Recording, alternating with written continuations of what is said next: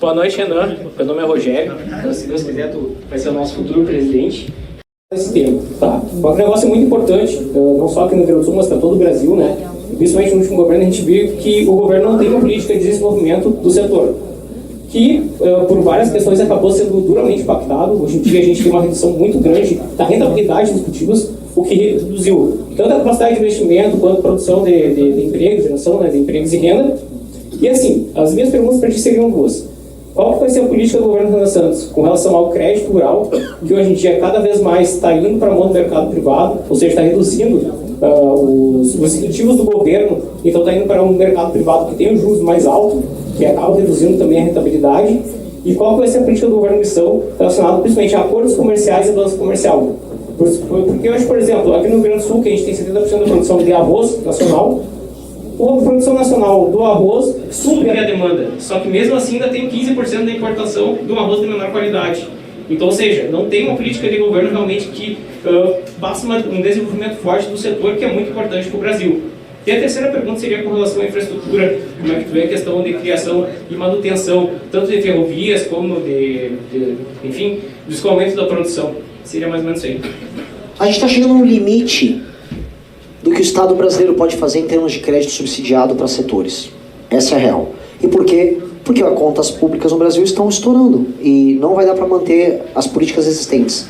Misturaram agora, no último plano Safra, o plano de industrialização do Geraldo Alckmin, para colocar máquinas industriais produzidas no Brasil, máquinas agrícolas, para colocar ali no meio. E tiraram um pedaço do plano Safra para o Alckmin fingir que está reindustrializando o Brasil. Na prática, veja, se tudo vai parar na mesma discussão. Se nós não resolvermos a questão fiscal no Brasil, você não consegue fazer nenhuma política setorial, mesmo as que fazem sentido. Então, você não consegue trabalhar um crédito para o setor se no fim do dia você opera com uma taxa Selic de 15% ou 14%. E você só vai conseguir resolver a taxa Selic se nós abaixarmos e cortarmos muito os nossos gastos. E isso não é uma questão, veja que eu não estou falando uma coisa específica do agro, estou falando uma coisa macro, que afeta todos os setores. Se todos os setores produtivos brasileiros não começarem a apoiar uma puta de uma reforma na área da despesa, não vai acontecer. Só que o problema é que o agro, aí eu vou falar, porque assim, se tem um setor que eu defendi a minha vida inteira, mas é o setor mais teimoso a conversar, o agro vai ter que parar de defender Bolsonaro. O agro tem que parar, porque o agro foi traído pelo Bolsonaro. A Tereza Cristina, que era uma representante do agro que estava no governo dele, ela durante as eleições de 2022 foi passada para trás pelo próprio Bolsonaro na eleição para o Senado. Vê se ela gosta do Bolsonaro. Se perguntar para ela na miúda, ela vai falar que não. Só que eles não abandonam, porque o agricultor ficou preso na ilusão. O agricultor, infelizmente, é um dos que ficaram teimosos. E ficou ali defendendo esses caras que são irrazoáveis. Assim como na questão armamentista, o agro não foi defendido pelos Bolsonaro. É sempre aquela coisa simbólica, ele põe uma bandeira do Brasil, eu não gosto de MST. Foda-se, tem coisas mais claras a se fazer. Todo mundo sabia, por exemplo, que os pequenos produtores e a turma do Cinturão Verde, a turma que produz hortifruti, ia estar lascado em algum momento, como está lascado. Tem um monte de recuperação judicial agora rodando no Brasil no agro. Quase ninguém está falando isso. É um processo gigantesco de falência de pequenas propriedades. Importar máquina está caro. Você conseguir o crédito para além do crédito subsidiado é caríssimo, é impossível, é inviável. E aí entram os outros problemas que incidem sobre a agricultura. Vamos lá. Problemas de infraestrutura. Quanto que é o custo da falta de infraestrutura para o produtor agrícola brasileiro? É colossal. Não tem nenhum sentido a lógica de escoamento de produção no Brasil, toda por caminhão com estradas horrorosas. Porque assim, aqui é bem ruim, mas não é nada perto do que a gente viu em Santarém. Imagine se você é um produtor que está no Mato Grosso e precisa escoar lá na base da Cargill, em Santarém, a sua produção de soja. Cara, aquilo é um inferno. E se você é um gaúcho, porque eu estou falando sempre de gaúchos, né? Eu falei de gaúchos do Mato Grosso, gaúchos do Pará, agora eu falo dos gaúchos lá de Balsas. Se você é um gaúcho produtor agrícola lá de Balsas e precisa mandar pelas estradas horrorosas do Maranhão um caminhão, aquilo é um suicídio. Mas mesmo o do agro do Centro-Oeste, pujante, também não tem infraestrutura, a gente não consegue terminar uma obra. Então, eu estou falando de perda de margem colossal na falta de infraestrutura. Então, dinheiro caro, que impede políticas, porque a gente não corta na área da despesa. E 2, falta de infraestrutura, incidem muito. 3, preço da energia no Brasil. O preço da energia afeta o agro, especialmente o agro que precisa de irrigação. E esse preço de energia só vai aumentar ano que vem. Ano que vem vai aumentar 16% a energia elétrica no Brasil. Tudo por causa desse leilão merda que fizeram aqui para apoiar grupos de pressão do governo. O projeto do Lula agora de ficar dando energia elétrica de graça para os outros vai incidir aonde? No agro também. E o descontrole e a falta de planejamento no preço do petróleo, a ausência de estoques regulatórios, incide ou não incide nos custos? A gente escoa tudo por caminhão, que é outra. E os fertilizantes? Estão em trajetória de aumento ou de queda de preço? Se está em trajetória de aumento, e a gente tem fosfato, e a gente tem fosfato e... estou esquecendo mais um. Não. Qual? São dois elementos, um é o fosfato e outro... potássio. Nós temos aqui, não conseguimos explorar porque a Marina Silva parece com os índios da floresta. Não pode usar! Não. Então, quando eu olho, não é que eu discorde do agro na questão do crédito, porque o crédito nem é tão subsidiado no Brasil quanto nos concorrentes globais, é bem menos. Mas dito isso, para além do crédito, existe um sobrepreço que vocês são obrigados a pagar, que é o tal do custo Brasil, colossal. E a gente não consegue andar com isso porque o agro também toma decisões políticas erradas. Porque o agro apoia o Bolsonaro. E o agro tem que parar de perder apoiando o Bolsonaro. Porque o Bolsonaro endereçou essa questão dos fertilizantes no governo dele? Não. O Bolsonaro botou a energia dele para passar e aprovar já no governo dele o licenciamento ambiental, quando o Kim era relator. Sabe o que ele fez? Ele mandou tirar a relatoria do Kim. Ele mandou tirar a relatoria do Kim porque ficava com ciúmes que o Kim ia aprovar o projeto. O Bolsonaro entrou com os projetos na área de energia? Não. Ele fez uma suposta privatização da Eletrobras, entregando tudo para o Centrão. Inclusive aqui no Rio Grande do Sul, tem usina termoelétrica que é de parente do Kassab. Então quando eu olho, o agro que se planeja, que trabalha, também toma decisão política de merda.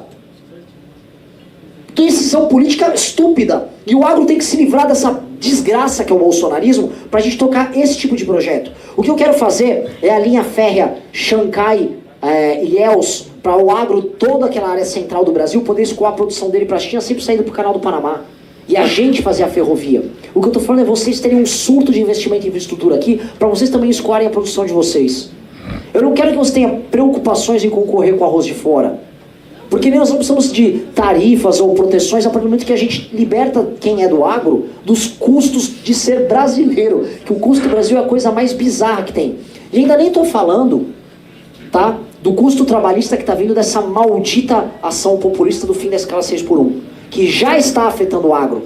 Não vai afetar também o agro ligado a grãos, né, o agro mais assim, cerealista, que é mais mecanizado, mas o agro do pequeno produtor que trabalha com fruta, que trabalha com hortaliças, etc., esse vai quebrar. Ele já está quebrado hoje, ele vai quebrar mais ainda.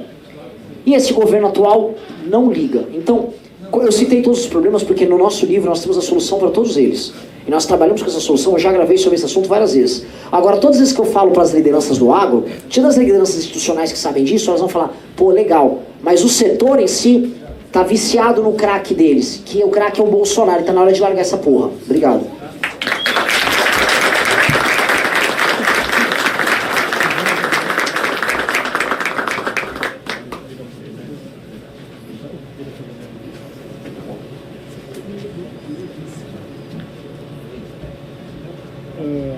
Boa noite, Renan. Me chamo Clayton Braga Corrêa, sou presidente da associação em prol da UTI neonatal e pediatria do Rio Grande do Sul. Nós temos núcleo praticamente em todo o Rio Grande do Sul, né, onde a sede fica em Frederico Westphalen. A gente temos a obstetra aqui, candidata a deputada federal, né, a médica. A gente tem vivido uma barbárie na área infantil. Crianças morrendo, bebês que nascem por falta do básico. Hoje, para você ter noção, hoje no Rio Grande do Sul, nós temos, na média, de 115 a 120 mil bebês que nascem por ano no Rio Grande do Sul, entre 11 a 12 mil por mês. E sabe quantas vagas nós temos no Sistema Único de Saúde, de UTI neonatal e pediatria? Não chega nem a 390. E pediátrica, que é as crianças um pouco maiores, não os RNs, chega a 156. Então a minha pergunta, que até eu quero que mostre muita camiseta aqui, isso é um tema muito polêmico, é um tema assim, ó, sensível, que a sociedade gaúcha, que já nos acompanha há mais de 4 anos, que bateu quase 1 milhão de visualizações nas nossas redes sociais, né? Eu apoio a missão, gosto muito das tuas propostas. Eu acredito que o Brasil precisa de virar a página, precisa de uma pessoa como você. Mas a minha grande pergunta é o que você tem de proposta para os nossos que estão recém-chegando, nossos bebês, nossas crianças que estão muito esquecidas, muitas vezes acabam morrendo, né? E com certeza os profissionais de saúde, né? Principalmente os obstetras e os pediatras, que estão no limite, muitos estão se matando até, com suicídio, tem sobrecarregado, né? Então eu queria saber o que o senhor, meu amigo, tem uma proposta, ou não, se tem agora no momento, ou vai ter, para o senhor colocar, pelo amor de Deus, para o Rio Grande do Sul e para o Brasil, sobre os nossos bebês e crianças.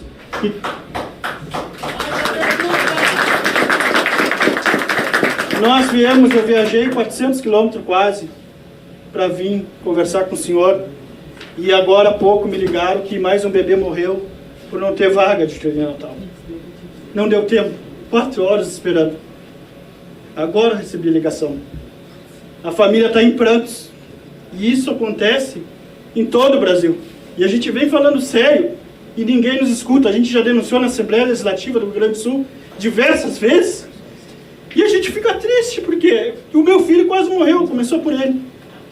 Mas já são mais de 100 ações judiciais que nós já entramos, mais de 13 bloqueios no estado, mais de 87 bebês que ajudamos a salvar, mas muitos não dá tempo de chegar até eles. E eu queria que o senhor abraçasse essa causa, que mostrasse para o Brasil que os bebês, as nossas crianças também faz parte desse país. E tão esquecido, nós precisamos urgente dos hospitais regionais da criança, não só no Rio Grande do Sul, em vários, não só ficar concentrado nas capitais. A saúde infantil no Rio Grande do Sul está pedindo socorro. Muito obrigado. Obrigado.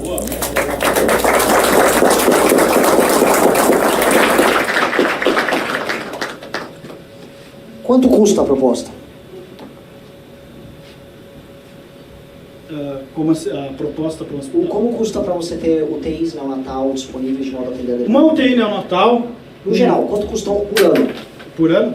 Ou quanto você precisa de investimento em instalações físicas e material humano? Uma UTI neonatal, ela custa, na média, de 2 milhões para fazer ela e mais 3 milhões para equipar ela. E para manter o custeio, entre 350 mil e 400. Só que ela vai atender mais de 40 municípios. E esses 40 municípios, né, às vezes tem um poder aquisitivo de impostos milionário, que chega muitos, juntando todos esses municípios, a mais de 50 milhões por ano. Eu estou fazendo essa pergunta porque é o seguinte, é óbvio que o que você está trazendo aqui é uma coisa necessária e óbvia. A questão é que no Brasil as coisas óbvias não acontecem. Aqui no Brasil e no estado de vocês, no Rio Grande do Sul, vocês não têm dinheiro para investir em coisas básicas, que vão dar viatura decente para a Brigada Militar poder trabalhar, ou UTI neonatal para criança recém-nascida, porque o estado de vocês gasta com merda de maneira viciada. Vocês têm um dos piores funcionalismos públicos e dos mais caros do Brasil funcionando e operando aqui no estado. Vocês têm prefeituras absolutamente corruptas. E essa é uma das grandes realidades do Rio Grande do Sul. O Rio Grande do Sul é um estado que está quebrado. Só para vocês entenderem, ele entrou num regime de recuperação. E se não fosse a suspensão da dívida, da cobrança da dívida que aconteceu agora por conta das enchentes, o Rio Grande do Sul estava ainda dando calote. Então o Rio Grande do Sul está quebrado. Então quando eu falo disso, isso aqui é ultra necessário. Quando você fala dessas coisas, vem um fogo, vem uma raiva.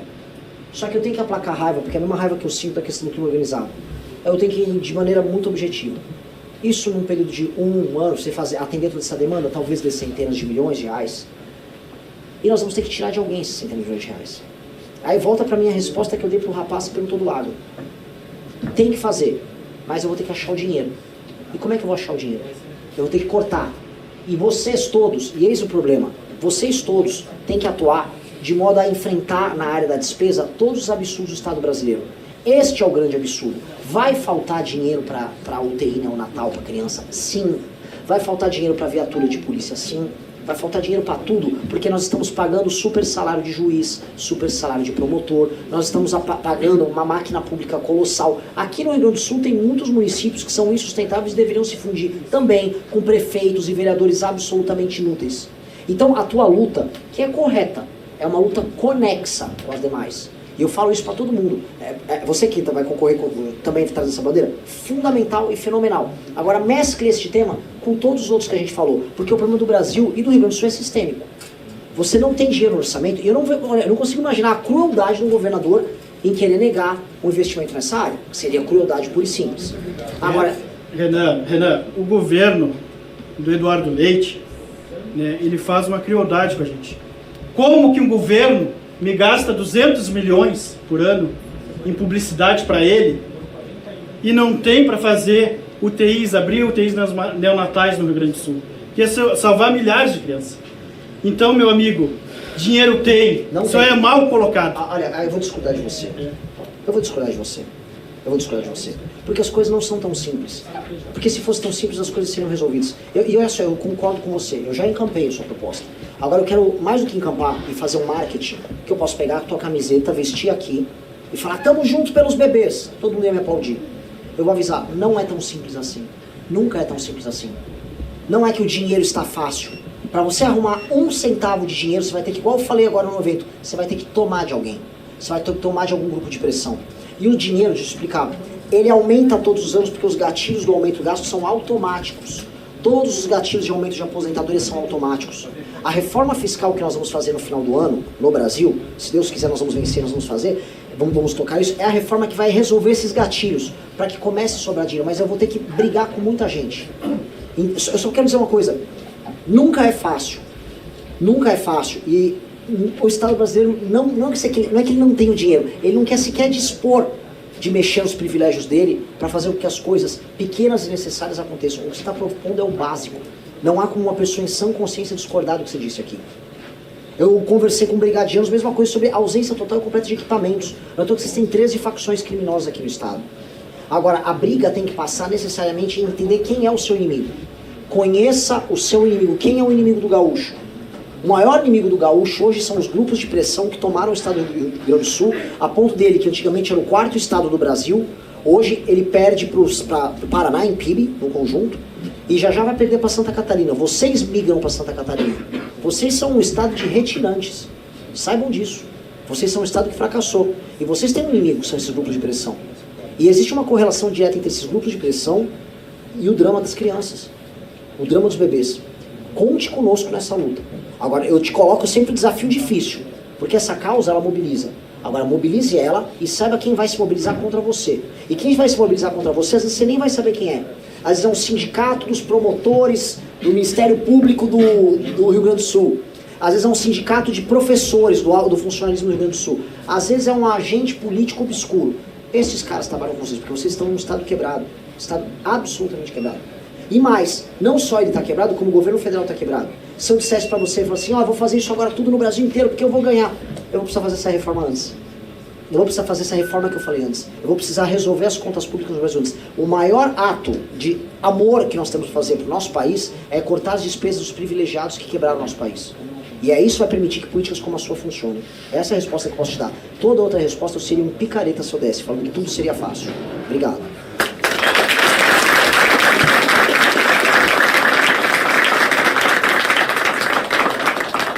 Se você tem vontade de montar um canal de cortes para ajudar a divulgar as ideias do MBL e da missão, eu tenho um treinamento 100% focado mostrando como você pode sair do zero sem saber nada de edição, thumbnail, até você monetizar um canal de cortes e além de estar ajudando no projeto, também ser remunerado por isso. No mês de maio, por exemplo, o canal Inevitável Cortes faturou mais de 30 mil reais apenas de AdSense. O Felino Missionário e o Missão Avança, ambos fizeram mais de 1 milhão de visualizações e faturaram acima dos 14 mil reais. E se isso te interessou de alguma maneira, é só clicar no primeiro link da descrição desse vídeo ou então ler o QR Code que está aparecendo aqui no meio da sua tela agora, onde eu vou te explicar de maneira mais detalhada como você pode começar o seu próprio canal de cortes.